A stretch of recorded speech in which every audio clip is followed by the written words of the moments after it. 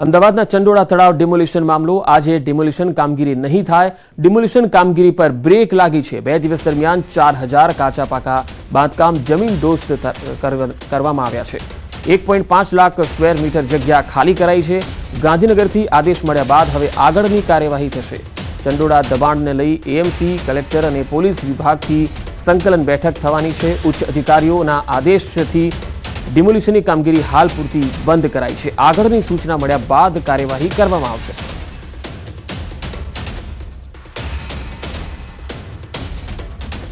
સુરત જિલ્લામાંથી ઝડપાયેલા શંકાસ્પદ બાંગ્લાદેશીઓ મામલે તપાસનો ધમધમાટ તેજ થયો છે। સેન્ટ્રલ અને સ્ટેટ આઈબીની ટીમ સુરત જિલ્લામાં પહોંચી હતી, જેમાં 244 શંકાસ્પદ બાંગ્લાદેશી પૈકી 60 બાંગ્લાદેશી વેરીફાઈ કરાયા, જ્યારે 44 મહિલા, બાળક અને 16 પુરુષ બાંગ્લાદેશીની ઓળખ થઈ છે। 60 બાંગ્લાદેશીઓને કામરેજના આંબોલી ખાતે ડિટેક્શન સેન્ટર ખાતે રખાયા છે। સુરત જિલ્લાના કામરેજ, કોસંબા, કીમ, ઓલપાડ, બારડોલી, પલસાણા, કડોદરા સહિતના તાલુકામાંથી પોલીસે ઝડપ્યા હતા।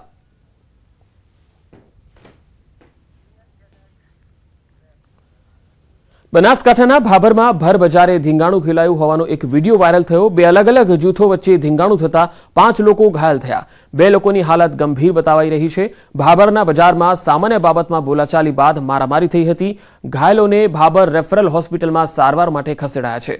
ગંભીર રીતે ઘાયલ 2 લોકોને ધારપુર ખાતે સારવાર માટે ખસેડાયા છે। ભાભર પોલીસે સમગ્ર બનાવને લઈ વધુ તપાસ હાથ ધરી છે।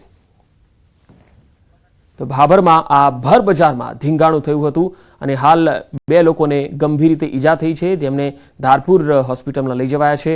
અને એક વિડીયો પણ વાયરલ થયો છે આ ધીંગાણાનો।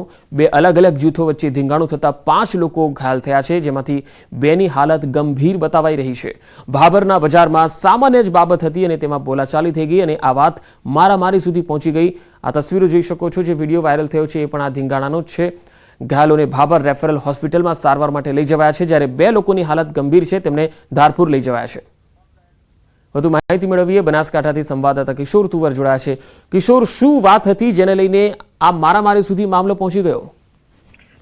ચોક્કસથી જે પ્રમાણે પોલીસ જણાવી રહી છે એ પ્રમાણે સુઈગામ ભાભર હાઈવે પર છોટા હાથી ગાડી અને છોટા હાથી ગાડીએ સ્કોર્પિયો ગાડીને ઓવરટેક કરતા બોલાચાલી થઈ હતી અને બોલાચાલી બાદ બજારમાં આવીને છોટા હાથી ચાલકના લોકોએ સ્કોર્પિયો ચાલકમાં જે લોકો હતા તેમને સમજાવ્યા હતા અને તે બાદ અચાનક સ્કોર્પિયો ગાડીમાં જે લોકો બેસેલા હતા તે લોકો સમજાવવા આવેલ લોકો પર લાકડી અને ધોકા લઈને તૂટી પડ્યા હતા। ભાભરની ભર બજારમાં જ્યાં ધીંગાણું સર્જાયું હતું, ધીંગાણું સર્જાતા તે સમયે અફરાતફરીનો માહોલ પણ સર્જાયો હતો અને જે પ્રમાણે વિડીયો વાયરલ થયા છે તેમાં જોઈ શકાય છે કે કયા પ્રકારે ધોકા અને લાકડીઓ વડે કેટલાક ઇસમો બીજા જૂથના લોકોને માર મારી રહ્યા છે અને તે બાદ પોલીસ ઘટના સ્થળે પહોંચે છે। તમામ ઘાયલોને ભાભર રેફરલ હોસ્પિટલમાં ખસેડાયા હતા અને અત્યારે 4 લોકોને વધુ સારવાર માટે પાટણની ધારપુર હોસ્પિટલમાં ખસેડવામાં આવ્યા છે અને આ ધીંગાણા મામલે ઘાયલ થયેલ લોકોએ 9 લોકો સામે ફરિયાદ નોંધાવી છે। સમગ્ર મામલે અત્યારે તો ભાભર પોલીસે 9 લોકો સામે રાયોટિંગનો ગુનો દાખલ કરીને વધુ તપાસ હાથ ધરી છે। પંકજ। જી કિશોર, આભાર માહિતી આપવા માટે।